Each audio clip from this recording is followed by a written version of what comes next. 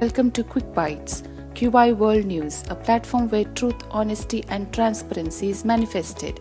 Let's take a look at today's news.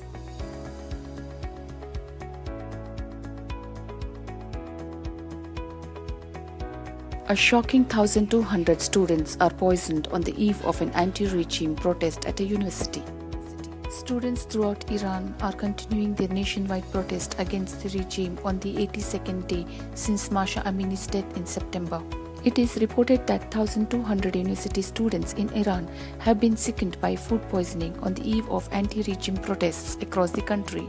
Outraged, students at Kharazmi and Arak universities, as well as 4 other institutions, threw the food into neighboring streets, accusing authorities of poisoning them. According to the union, similar incidents at the Isfahan University negate the authorities' explanation for the mass food poisoning outbreak. Waterborne bacteria, according to Iranian officials, are responsible for the outbreak.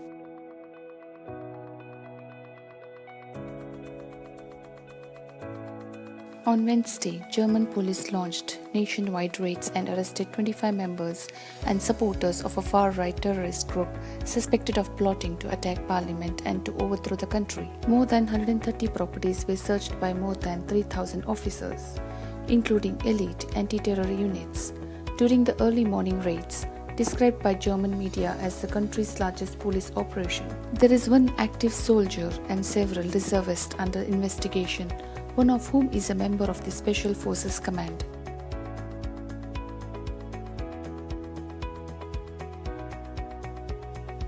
Globally, 102 police stations have been detected by China operating as secret police stations. On Monday, Safeguard Defenders, a Spain-based non-governmental organization, revealed that 48 additional police stations have been documented based on statements released by Chinese authorities, Chinese police, and state media, according to the Canada-based news channel.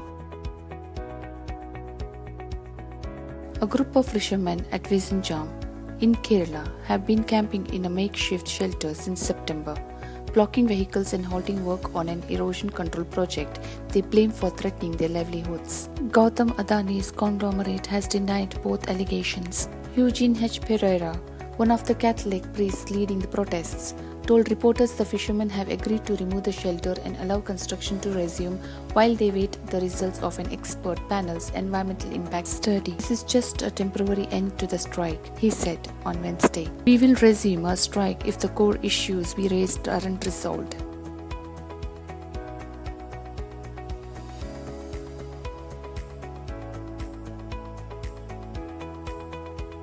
The Telangana Chief Minister K. Chandrasekhar Rao criticized the BJP-led central government on Wednesday, alleging that public sector units were being sold off instead of new industries being established. At a public meeting in Jagtial town, he asked, "What is Make in India? Have industries arrived? Do children from China burst crackers? Does this constitute Make in India?" Now, welcome to the lead story of the day.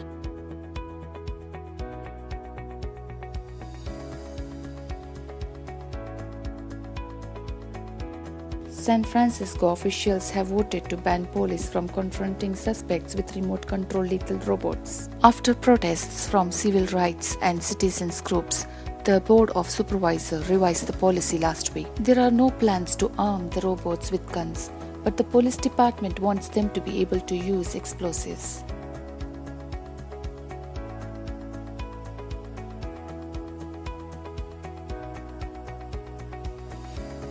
Airliners are required to pay more for CO2 emissions under a law adopted by the European Union. By 2026, free permits provided to airlines that run flights within Europe would be phased out. The free tickets would be reduced by 25% in 2024 and 50% in 2025.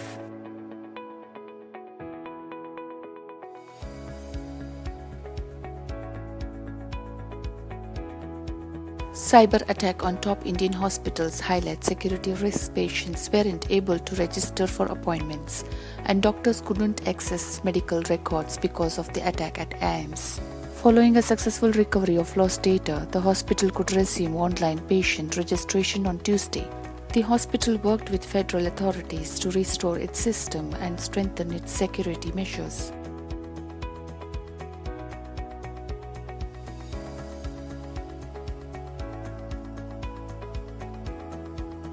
The UAE named the cyclone Mandos, which means treasure box in Arabic, and is expected to cross North Tamil Nadu, Puducherry and Andhra Pradesh late on December 9 between Puducherry and Sriharikota, IMD said on Thursday. Because of Mandos, the IMD issued an alert on Thursday for 2 states and 1 union territory.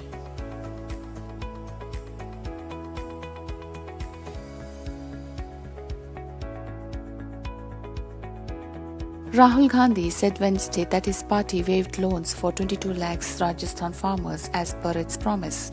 In Kota, he addressed a gathering during the Bharat Jodo Yatra.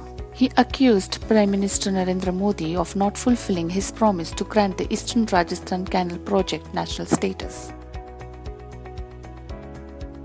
Follow us on our social media platforms and log in to Qvive.in, prakashtv.in and unnatinews.in. That's all of the news for today.